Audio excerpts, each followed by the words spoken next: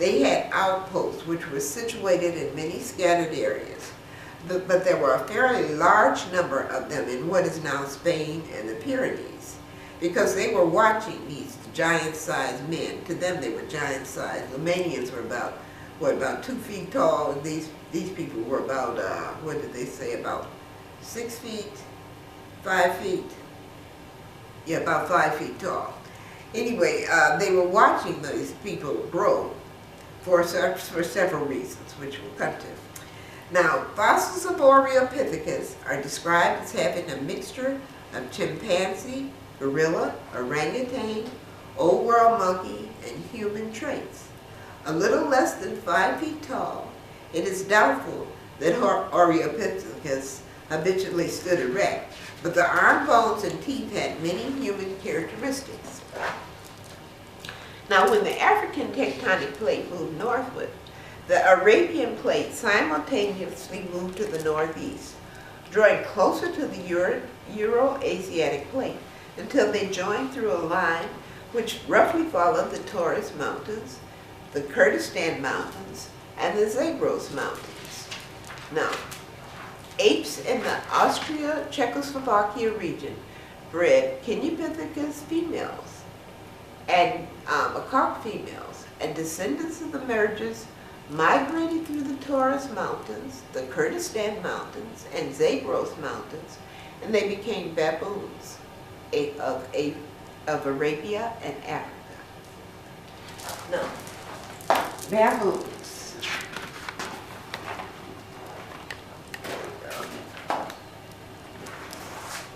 Baboons are sturdy, powerful monkeys who adapted to life in the open savanna.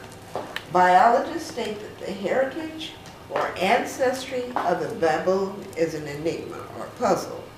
In terms of evolutionary advances, the baboon is far behind the apes, especially the gibbon. Baboons became common in South and Northwestern Africa around 10 million years ago, but no other monkey fossils from that time period were found in those regions, which had previously been home to macaques. What happened to the macaques? Baboons killed macaque males and enslaved and bred the females. Bushmen of South Africa's Kalahari Desert said only Bushmen and baboons lived in South Africa in ancient times. They think of baboons as less fortunate relatives, clever but immature, capricious, and emotional. They also charge baboons with being familiars of the devil. Now, modern-day baboons have heavily muscled shoulders, elongated dog-like heads, sharp, dagger-like canine teeth. Look at those teeth, here and here. And they usually have a ruff of hair, long hair around the neck and shoulders. It gives them a kind of frightening appearance. Now, they range from 1 1/2 to 3 3/4 feet in height. From 1 1/2 to 3 3/4 feet in height. So that'd be from 1 to probably about to here. Male baboons are 2 or more times larger than the females, which indicates that the males dominate the females. Now, they breed throughout the year. So they have a lifespan of approximately 45 years. Now, baboons are intelligent, educable, and noisy. They have a number of different calls with definite meaning, and they also communicate by posturing and tail signaling. The average baboon spends his entire life within a few feet of other baboons. The troop is the largest social unit and generally consists of 100 or so baboons, but troops of up to 750 individuals have been reported. A troop consists of all baboons that sleep at a particular site. Now, come morning, the troop assembles and moves out in separate foraging bands of 30 to 90 individuals. A baboon troop moves from place to place in a definite marching order. You didn't know they were this smart, did you? Now, baboons are primarily vegetarians. They will, however, kill and devour other animals, eating the brains of their prey first. Now, dominant baboons occupy the best space or best site within their own territory, and they control it. No inferior enters it without first making a gesture of appeasement. However, the dominant male enters or invades an inferior space as his right. Now, this is a very interesting article on baboons. It was written in the late 1920s. A group of about 100 baboons were placed on an island in the London Zoo. And at that time, the London Zoo didn't know anything about how to take care of baboons. And they placed all these baboons on this island.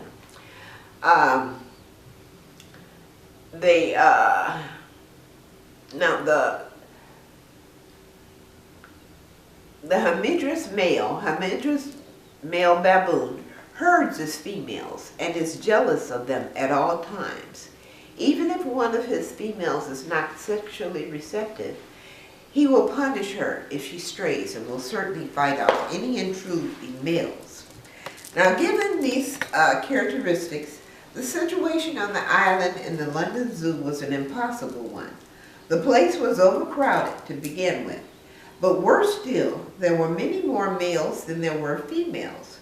With no chance of forming their accustomed groups, the males were bound to fight, and fight the captive animals did regularly, and with such ferocity that within a few years more than half of them were killed. Most of the fighting naturally took place over the females. Once the fight began, the female would remain completely passive, covered by one male, while the other males surged around the pair. Furthermore, as was their natural habit, they constantly punished the females, grabbing and biting any part of her body they could reach. Every male who managed to win even temporary possession of a female promptly mounted her. The female suffering, however, did not end with the incessant sexual pressure or with the bites of the enraged males. As long as the fighting lasted, the object of it was unable to break free and obtain food. Eventually, all the females in the group were killed. But even the death of a female did not necessarily end the fighting, since the males frequently continued to grapple over the dead body until the keepers intervened and dragged the corpse away. The way the male baboons behaved inside their enclosure suggested two conclusions. One was that baboon society was built on sex and jealousy. The other was that males were themselves engaged in a continual struggle for dominance over each other. There was plenty of additional evidence to support this assumption. Even when no females were in heat and no fighting was taking place, some males showed themselves to be dominant over others, and they asserted their power with ruthless persistence. They seized food from the weaker males, threatened them, snapped at them sporadically, drove them into tiny corners of the enclosure, and in general kept them in a continual state of terrified submission. Now, I read all this because you'll find that baboons have a very strong influence on human heritage or behavior. We're coming to that part right in the next chapter. So, baboon heritage, a lot of the traits that the baboons show, you'll see right now in current day populations. Now, descendants of baboon mergers with macaque females became Asian monkeys who spread into northern Africa and Asia around 10 million years ago. Now, langurs are monkeys of southern Asia. These are descendants of baboons and macaques. They have long, slender tails and thin bodies. They average about 16 to 31 inches in height. All male langurs inside a group are organized in a dominance hierarchy. So are the females, though to a much less marked degree. As soon as a female gives birth, she moves out of the dominant structure, concentrating exclusively on her infant. She ceases to participate in the group's dominant relationships. If, for example, a squabble breaks out, she quickly picks up her infant and moves away.